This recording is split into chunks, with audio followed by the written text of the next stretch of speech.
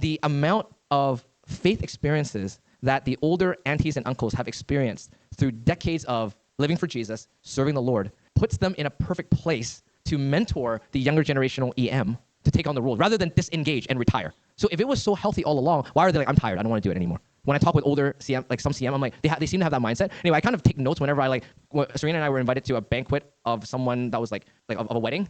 And then all the uncles were there, but they don't know me, so they don't know I'm listening. They don't know anything about me. I'm just listening in. And as they talk, I'm like, oh my goodness, I'm like taking notes. This is perfect for my next message.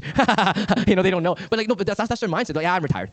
I'm like, but if it was healthy all along, right? You did it out of duty. Didn't care about how you feel. Then why would you like to do it when you're retired, right? So yeah, there's weaknesses in both. But I would say I liked how our church. What would have been ideal? I think what would have ideal would have been if the Lord gave people more the heart like Glow had to kind of serve and step up. Then I think the CM side would have felt loved.